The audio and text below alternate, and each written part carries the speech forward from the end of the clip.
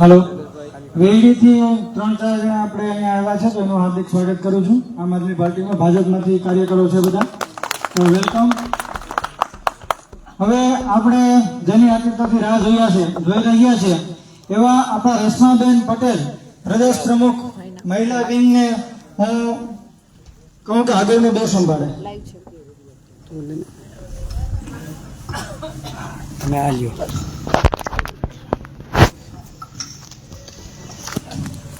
આજે અમરાપર ગીરના આ વગડામાં આટલા બધા હાવજો બેઠા છે, સામે રામાપીર દેવનું મંદિર છે અને એવા જ મંચ ઉપર બેઠેલા મારા ભાઈ અને ફ્રન્ટલ અધ્યક્ષ પ્રદેશ અધ્યક્ષ એવા પ્રવીણભાઈ રામ, સાથે જ રાજુભાઈ, મહેશભાઈ અને અહીંયા મારી બેન બેઠી છે શોભનાબેન, અને સાથે સાથે જેણે તમારી અને આ ગામ વચ્ચેની કડીની જેમ અમને જે ભેગા કર્યા છે એવા મારા નાના ભાઈ એવા પિયુષભાઈ પરમાર, અને તાળીઓ પાડી દો, કારણ કે લડતા હોય ને એને તાળીઓની જરૂર છે, ટેકાની જરૂર છે, બાકી તો માથા દેવા તૈયાર જ છે. અને એવા જ દેશની રક્ષા કરતા, દેશની રક્ષા માટે જીવની પણ પરવા કર્યા વગર જે આ ગામની એક આન બાન અને શાન કહેવાય, જે દીકરો તમારા ગામમાંથી સરહદ ઉપર દેશની રક્ષા કરીને પાછા આવ્યા છે એવા ભાઈ શ્રી ભગવાનજીભાઈ વિશાલ પાયલોટને પણ હું વંદન કરું છું. ઘણી બધી વાતો થઈ ગઈ, મારા વડીલો બેઠા છે, મારી માતાઓ અહીંયા બેઠી છે, મારા વિલ્લાઓ બેઠા છે, ને નાના નાના ભૂલકાઓ પણ અહીંયા જેને રાજકારણ નથી ખબર એ પણ આ પત્રિકા લઈ અને ફરી રહ્યા છે. હોશે હોશે એક ઉત્સાહથી એ એમ ચારો તરફ કિલકારિયા કરી રહ્યા છે. આ લડાઈ છે ને આ બધા માટેની છે, આ લડાઈ આપણા સૌના ભવિષ્ય માટેની છે. સાદી ભાષામાં તમને કહું કે જે 30 વર્ષથી હવે આપણે જે કાઠલાઓ બેહાડ્યા છે ને એ હવે પેધી ગયા છે, હવે આને કાઢવાનો વારો આવી ગયો છે. ભાજપના કટાયેલા કાઠલાને આપણે કાઢવાનો વારો આવી ગયો છે. વડીલો આ વાત સમજાવવા આવ્યા છે, ચોખ્ખી ભાષામાં તમને કહું છું. એનું કારણ છે શું કામે કહીએ છીએ કે આપણે સૌને ખબર છે, હમણાં પિયુષભાઈએ જે વેદના કીધી એની પહેલા જે મારા ભાઈઓએ જે વેદના કીધી એ વેદના ખાલી આ ગામની કે આજુબાજુના ગામની કે આપણા વિસ્તારની નથી, આ સમગ્ર ગુજરાતની આ વેદના છે, સમગ્ર ગુજરાતની પીડા છે. આ મારે એટલા માટે કહેવું પડે કે મારો આ ખેડૂત ભાઈ આખો દિવસ વાડીએ તપે, તેફા ભાંગે ને ધાન ઉગાડે, આ ખેડૂત ભાઈની હાલત શું કરી આપણે સૌ જાણીએ છીએ. બિયારણ લેવા જાય તો ધ્રુસતો જાય, બીતા જાય કે ક્યાં ખોટું બિયારણ આવી ગયું તો મારો તો વીઘો એમને રહી જાય કોરે કોરો. આ એની લડાઈ છે. વીઘામાં કઈક, વાવણીમાં કઈક, પાકમાં કઈક આવા ભાજપ જેવા કીડા આવી ગયા ને તો આપણે દવા લેવા જાય ને તોય બીક લાગે છે આપણને કે ડુપ્લિકેટ દવા આવી ગઈ તો મારો ઊભો પાક છે ને ફૂંકાઈ જાય. આ એની લડાઈ છે. મારી માતાઓ બહેનો એ બેઠી છે, મને ખબર છે, રોજ રૂપિયો ભેગો કરી અને એમ કે મારો છોકરો 10મામાં આવશે, મારે ફી ભરવાની છે, મારો છોકરો 12મામાં આવશે, મારે ફી ભરવાની છે. એને ખબર છે કે મોંઘવારીએ માજા મૂકી છે. ઘરનું માણસ કમાઈને આવે છે તો એનું આવડું કમતું મોઢું જોઈને એને પેટમાં એમ થાય કે 2 રોટલી ખાતી હોય તો 1 રોટલી ખાય, કે મોંઘવારી વધી છે. આ બળતરા અમે જે લઈને નીકળ્યા છીએ ને એની લઈને નીકળ્યા છીએ, મારી માતાઓ બહેનોની લઈને નીકળ્યા છીએ, ભૂલકાઓની લઈને નીકળ્યા છીએ કે શિક્ષણ મોંઘું કરી નાખ્યું. શિક્ષણ તમે મોંઘું કરી નાખ્યું પણ આવક તમે અમારી બમણી ન કરી ને, એ આવક બમણી કરવા માટે અમે બહાર નીકળ્યા છીએ. આ લડાઈ એની છે. આજે નાના ભૂલકાની વાત કરું, પ્રાથમિક શાળાની હાલત શું છે? ફોજીવીરભાઈએ એમ મૂક્યું છે કે પ્રાથમિક શાળાની હાલત શું છે. મારે ફોજીભાઈને કેવું છે કે ભાઈ આ ખાલી આપણી કઠણાઈ નથી, આખા ગુજરાતની કઠણાઈ છે, અને ગુજરાતની બહાર જાશો ને તો આખા દેશની આ કઠણાઈ કરી નાખી છે આ ભાજપે. શાળામાં હમણાં જ રાજસ્થાનમાં બનાવ બન્યો, આપણા દીકરા એની જગ્યાએ હોય તો તમે વિચાર કરો. નાના ભૂલકાઓ દાદા ભણતા હતા, સ્કૂલમાં ભણતા હતા, ઉપરથી પોપડા પડ્યા અને દીકરાઓના જીવ ગયા. આ એની લડાઈ લડીએ છીએ કે આવા જીવ ના જવા જોઈએ. કા વિધાનસભામાં પોપડા નથી પડતા, કા કોઈ નેતા નથી મરતા, કા કોઈ નેતાના દીકરા મરતા નથી. આ સવાલ આપણે પૂછવાનો છે. અમે તમને જગાડવા આવ્યા છીએ, અમે તમને કહેવા આવ્યા છીએ કે દર વખતે આ ભાજપના માણસો માણસો આવે છે ને આપણે છેતરીને જાય છે. આપણને છેતરીને જાય, આપણી પાસેથી ચાલાકી કરીને મત લઈ જાય છે અને આપણે મત આપી પણ દઈએ છીએ. સાચું બોલજો, આપી દઈએ છીએ ને? હવે નથી આપવાના દાદા, હવે નથી આપવાના. મારી માતાઓ હવે નથી આપવાના. ચોખ્ખી વાત કહેવા માટે આવ્યા છીએ. શું કામ નથી આપવાના એના મેં તમને કારણો આપ્યા. હજી અસંખ્ય કારણ છે. અત્યારે રોડ રસ્તાની હાલત જોવો. તમારા ગામડામાં જોઈ લો, ગ્રાન્ટો હવે જાય છે ક્યાં? આપણે જે હવારમાં દાંતણ કરીએ ત્યારથી લઈ અને દરેક રોટલી ખાઈએ, શાકભાજી લઈએ, સાબુ સોડા વાપરીએ, આ દરેક વસ્તુમાં આપણે રૂપિયો કરીને ટેક્સ ભરીએ છીએ કે નહીં? પાર્લેજીનું પડીકું લેવા જાવ તો ટેક્સ ભરવો પડે છે. તો આપણી પાસેથી જે રૂપિયો ખંચેરે છે આ ભાજપ સરકાર, ઈ પૈસા આપણને પાછા આપતી કેમ નથી? આ પૂછો તો ખરા તમારી જાતને. ક્યાં જાય છે? કોના ખીચા ભરાય છે? આ લોકોના મળતિયાઓના ખીચા ભરાય છે દાદા. આ એના ખીચા આપણે હવે ખંખેરવા છે અને રોડ રસ્તા બનાવવા છે, પ્રાથમિક શાળા બનાવી છે, આપણે શાળાઓ બનાવી છે, આપણે હોસ્પિટલ બનાવવા છે. એની લડાઈ છે. આપણને વર્ષો જૂની એ વાતો યાદ કરીએ ત્યારે તો બહુ આપણને એમ થાય કે 15 લાખ રૂપિયા દેવાનું કહીને ગયા હતા ને. આ બહુ જૂની વાત છે, પણ હું યાદ કરાવું તમને. દીધા કોઈ નથી દીધા ને, તોય આપણે જીતાડતા તો આવ્યા જ છીએ.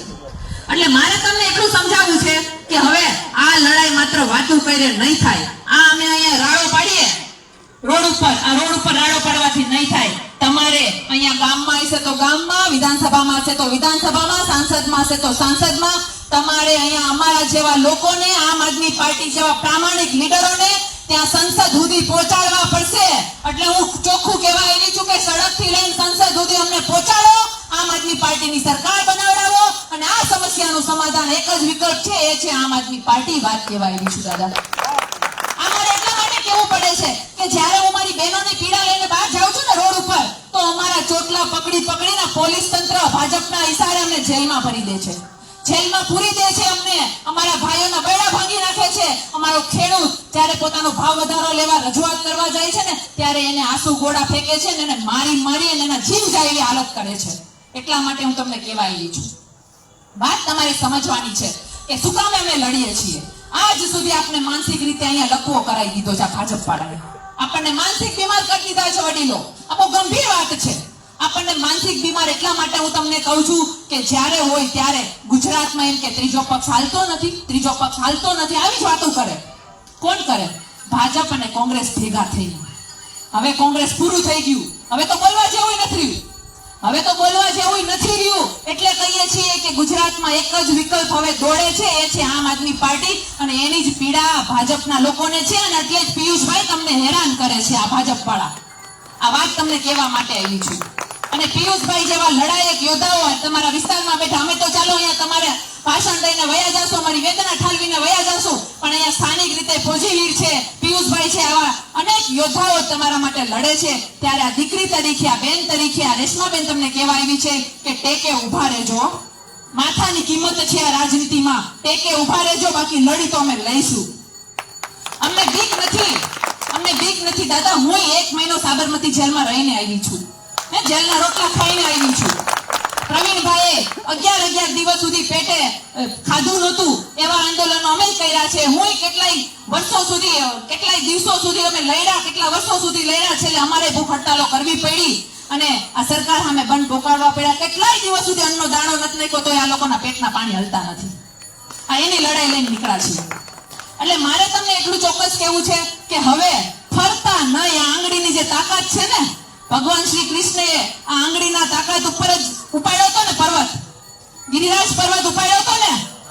અને જ્યારે જરૂર પડી ત્યારે સુદર્શન ચક્ર આ જ આંગળીમાં ઉપાડી અને રાક્ષસોનો વધ કર્યો હતો ને.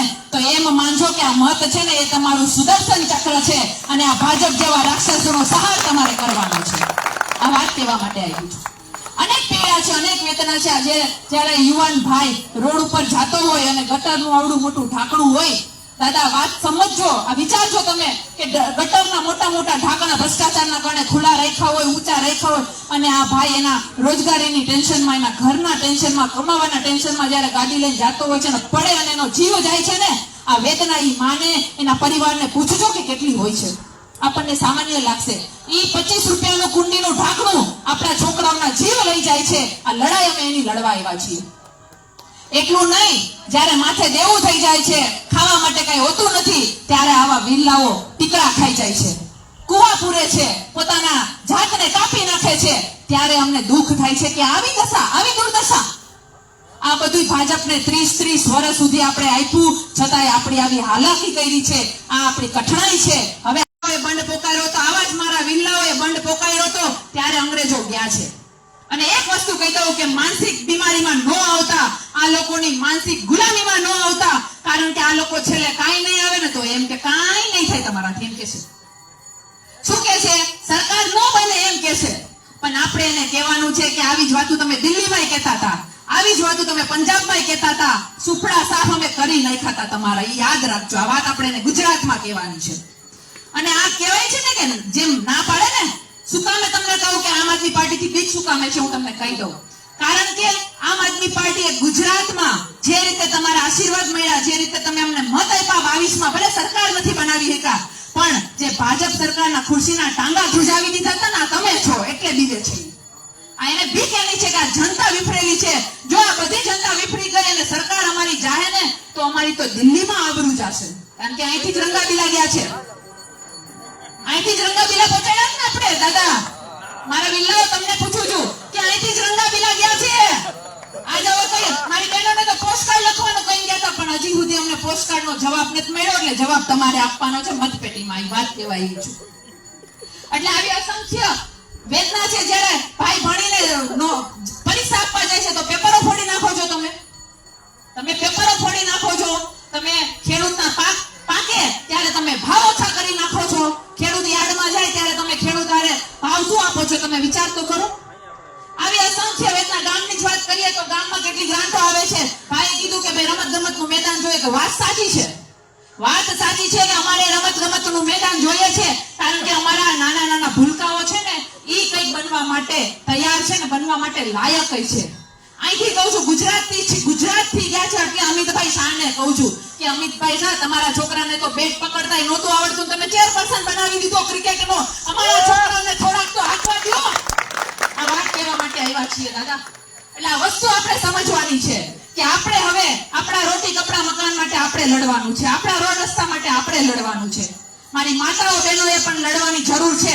બહાર નીકળજો, આપણે હવે કોઈથી ડરવાની જરૂર નથી. અને આ લોકલ જે પણ ગુંડા છે ને, એને પણ કહેવાનું છે કે પિયુષભાઈ એકલો નથી અહીંયા. આ આખા બધા ફોજી વીર થી લઈ અને અહીંયા બેઠેલા પ્રવીણભાઈ થી લઈને અહીંયા બેઠેલી જનતા બધા એની સાથે છે.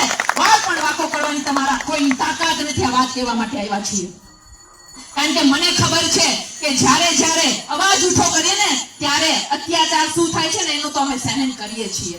કાલનું જે છેલ્લું ઉદાહરણ દઈને મારી વાત પૂરી કરીશ કે કાલે દાદા અમે આવી જ રીતે જૂનાગઢ વિધાનસભાના માખિયાડા ગામમાં ગયા હતા. રોડ રસ્તાના પ્રશ્નને લઈને થોડીક મારી માતાઓ અને થોડાક ભાઈઓ મારી સાથે ચર્ચા કરતા હતા. આમ જ પાછળનું પાથરીને અમે બેઠા હતા અને અમે ત્યાં વાતો કરતા હતા. અને પાછળ તમે રોડની હાલત જોવો ને, મારા ફેસબુકમાં મેં લાઈવ કર્યું છે, એ તમે હાલત જોવો ને તો તમને પણ એમ ધુજારી થઈ જાય કે આવી દયનીય પરિસ્થિતિ ભાજપે કરી છે. ત્યારે વસ્તુ શું બન્યું તમને કહું કે આવી જ રીતે બેઠા હતા અને એ ભાઈ ભાજપના હોદ્દેદારના પુત્ર આવે છે અને એ પણ આપણા ગુજરાતમાં દારૂબંધી નથી પણ એને મળે છે. આવું કરીને એ ભાઈ જેસીબી લઈને આવે છે, જેસીબી લઈને આવે છે અને આવીને કહે છે કે અમે રોડ રિપેર કરવા આવ્યા. હકીકતમાં બીવડાવવા આવ્યા હતા.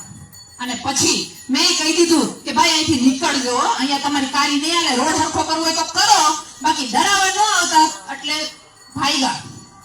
એટલે મારે તમને કહેવાનો મતલબ એ જ છે કે આવું તો અમે ગામે ગામ આવી એની તાનાશાહી સહન કરીએ છીએ. હોય કાંઈ નહીં, પણ બતાવે કાગળનો વાઘ કે હું વાઘ છું. એને કેવું છે કે આ ગીરમાં આટલા બધા હાવજો ભેગા થયા છે, હવે તમારું આવી ગયું છે, હવે તમારે ભાગવાનું છે. આ વાત કહેવાની છે આપણે. એટલે હવે વધારે વાત નથી કહેતી. ઘણા બધા વક્તાઓએ તમને બધું કહી દીધું છે.